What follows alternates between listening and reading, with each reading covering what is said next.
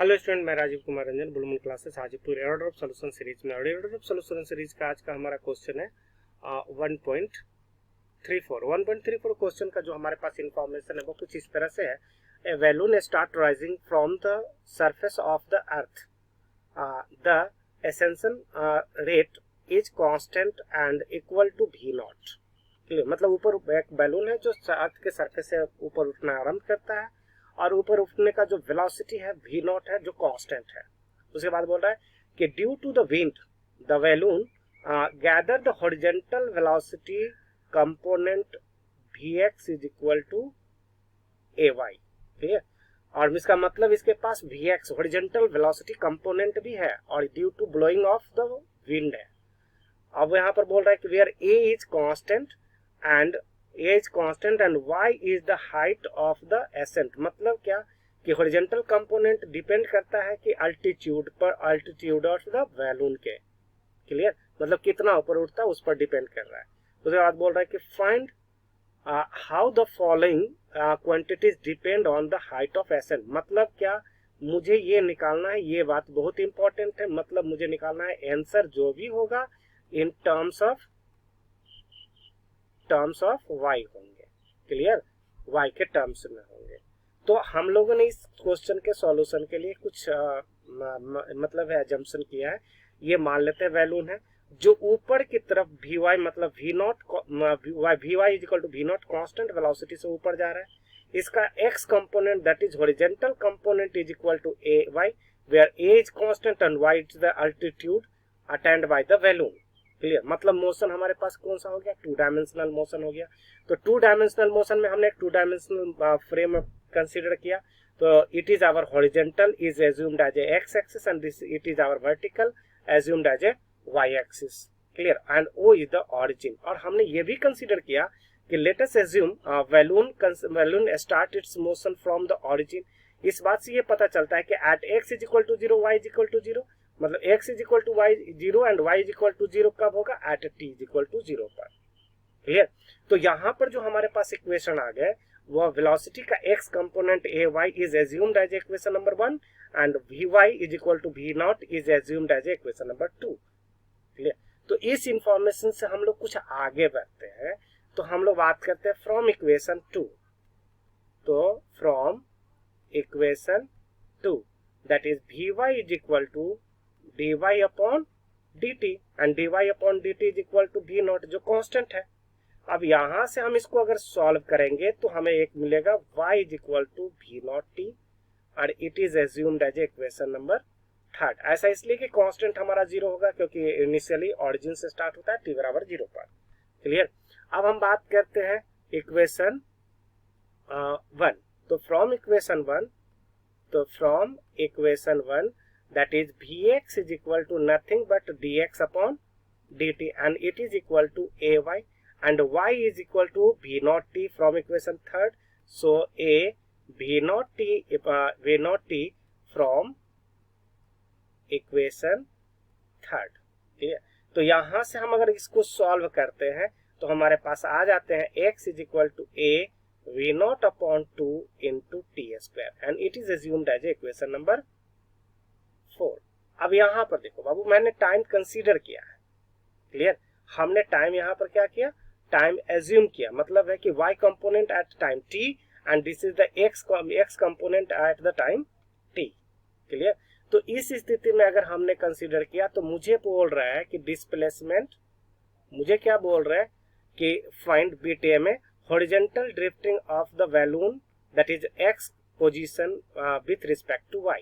मतलब सीधे सीधे अगर हम बात करें तो बीटा में इक्वेशन ऑफ ट्रेजेक्टरी निकालने के लिए तो यही इक्वेशन सॉल्यूशन होगा। Clear, that is the position x position as a function of y निकालना है। तो हमारे पास t क्या है, वेरिएबल है। अगर हमारे पास t वेरिएबल है तो t को हम लोग क्या कर देंगे, एलिमिनेट कर देंगे। तो फ्रॉम इक्वेशन 3rd एंड 4 तो where t is equal to y upon v not और t यहाँ से t का वैल्यू रख देंगे तो ये हमारे पास हो जाएंगे x is equal to a v naught upon 2 and t is equal to y upon v naught that is y square upon v naught square, तो ये कट कैंसिल आउट हो गया, मतलब x is equal to a upon 2 v naught into y square, and it is the displacement of the balloon along x axis when it is attained a height y। अगर हम इसका graph देखें तो graph हमारे पास कुछ ऐसा हो जाएगा, ऐसे जाएगा। तो यहाँ पर देखें अगर ये हाइट y अटेंड करता है तो इसके corresponding x is equal to a upon 2v naught into y square हो जाएंगे। क्लियर। अब हमारा बात करता है विथ बी, तो the total tangential and normal acceleration of the balloon. Clear. तो यहाँ पर हम लोग अब बात करते हैं बीट बी के लिए। क्लियर। तो बीट बी के लिए अगर हम बात करें तो हमारे पास निकालना क्या है, एक्सीलरेशन। अब एक्सीलरेशन होता क्या है, it is nothing but time rate of change of velocity होता है। क्लियर। तो इसका मतलब है कि वेलोसिटी, और वेलोसिटी क्या होता है, वेलोसिटी इज ए वेक्टर।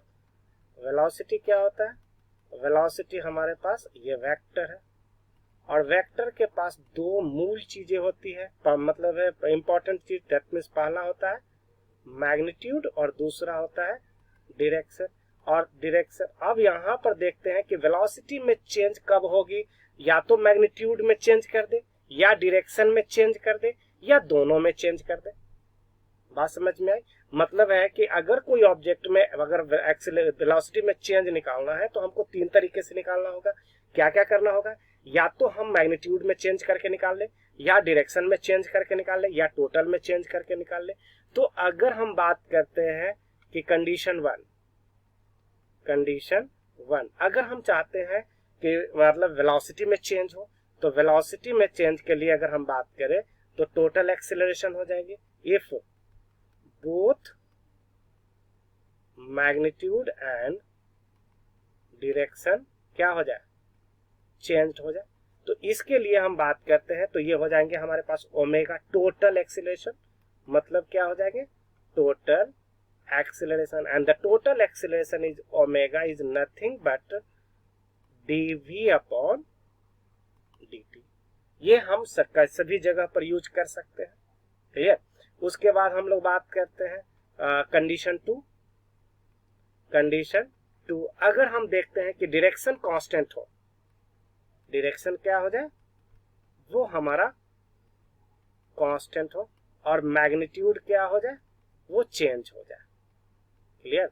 तो डायरेक्शन अगर चेंज, डायरेक्शन सेम हो और मैग्नीट्यूड अगर चेंज हो तो एक्सेलरेशन जो हो जाएंगे हमारे पास वो हो जाएंगे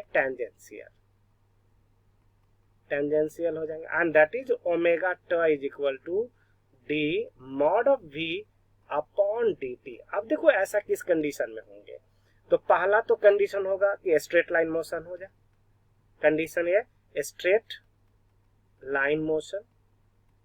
अगर हम बी की बात करें तो अगर कर्व सरफेस पर मोशन हो रही है, अगर मतलब है कि if motion is on curve surface, तो कर्व लाइन पर हो, तो कर्व लाइन के लिए अगर हम बात करें तो ये फॉर स्मॉल डिस्प्लेसमेंट मतलब है कि इसके लिए वैलिड फॉर स्मॉल डिस्प्लेसमेंट, ये छोटे डिस्प्लेसमेंट के लिए ही सही होगा। बड़े डिस्प्लेसमेंट में डिस्टेंस और डिस्प्लेसमेंट दोनों चेंज हो जाएगी, और mod of the magnitude of the velocity not equal to speed. Clear. तो ये टेंजेंशियल हो जाएंगे। और अगर तीसरा हो जाएंगे, अगर डायरेक्शन हमारे पास चेंज हो जाए, डायरेक्शन क्या हो जाए, चेंज हो जाए, और मैग्नीट्यूड क्या हो जाए, कांस्टेंट हो जाए, तो इस अवस्था में हमारे पास एक्सेलरेशन जो होंगे वो नॉर्मल हो जाएंगे। वो कौन सा हो जाएंगे, नॉर्मल हो जाएंगे, मतलब वेलोसिटी और एक्सेलरेशन एक दूसरे पर परपेंडिकुलर हो जाएंगे। क्लियर। और ये ओमेगा एन जो हो जाएंगे वो आर अल्फा हो जाएंगे, क्योंकि आर रेडियस और अल्फा एंगुलर एक्सेलरेशन हो जाएंगे फर्स्ट मेथड। और दूसरा अगर हम बात करें तो ये हो जाएंगे कि omega n is perpendicular to omega t, and इस दोनों का रिजल्टेंट क्या होता है, टोटल ओमेगा। इसका मतलब ये हो जाएगा कि अगर वेक्टर सम की अगर बात करें तो ये हो जाएंगे omega square is equal to omega t square plus omega n square. मतलब अगर यहाँ से हमें ओमेगा एन निकालना है तो omega n square is equal to omega square minus omega t square. Clear? तो इस तरह से हम लोग बात कर सकते हैं। तो पहला हमें क्या कर रहा है, टोटल एक्सिलरेशन। तो टोटल एक्सिलरेशन के लिए हमें बात करना होगा वेलोसिटी।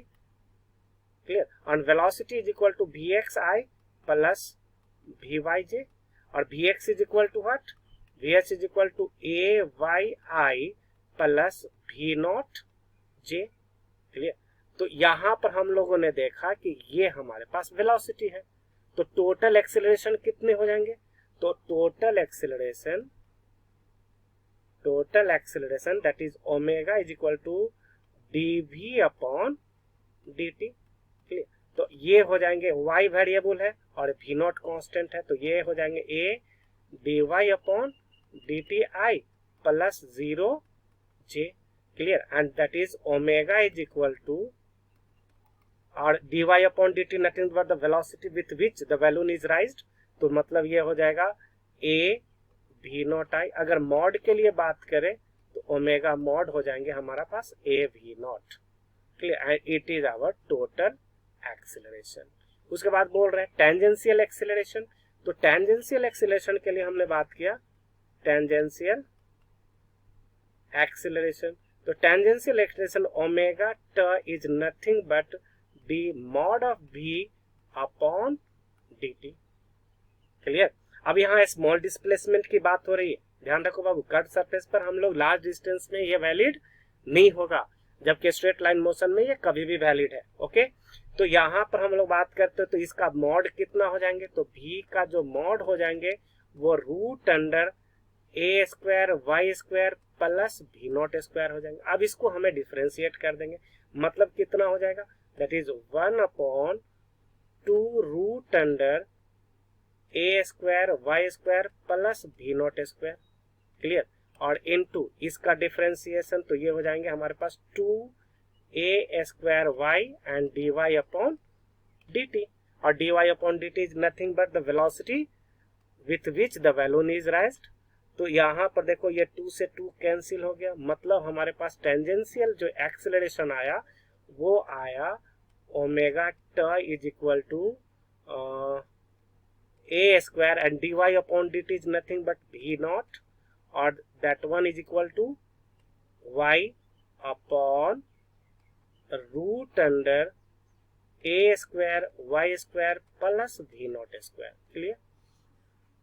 अब हमारे पास आता है नॉर्मल एक्सेलरेशन। तो नॉर्मल एक्सेलरेशन के लिए रेडियस और एंगुलर वेलोसिटी हमारे पास तो है नहीं, मतलब कौन सा फॉर्मूला यूज करेंगे, हम लोग यहाँ पर यूज करेंगे दैट इज नॉर्मल एक्सेलरेशन। तो नॉर्मल एक्सेलरेशन के लिए हम लोग क्या करेंगे, that means omega n square is equal to omega square minus omega t square.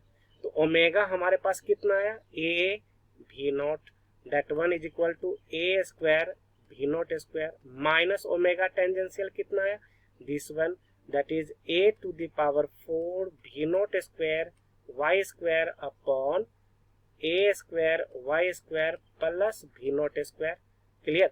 अब अगर हम इसे सॉल्व करेंगे तो यहाँ पर ध्यान रखो कि a4 v naught square y square cancel out हो जाएगा, तो हमारे पास जो बचेंगे वो ये बचेंगे ए स्क्वायर वी नॉट के power 4 upon a square y square plus v naught square, and hence omega normal is nothing but a v naught square upon root under a square y square plus v naught square, and it is our normal acceleration. Okay, and it is our tangential acceleration, it is our total acceleration. Clear? और उसके बाद जो हमारे पास बच गया, this is the displacement, the drifting of the x direction when altitude of the balloon is y. Okay, that's all over. Thank you.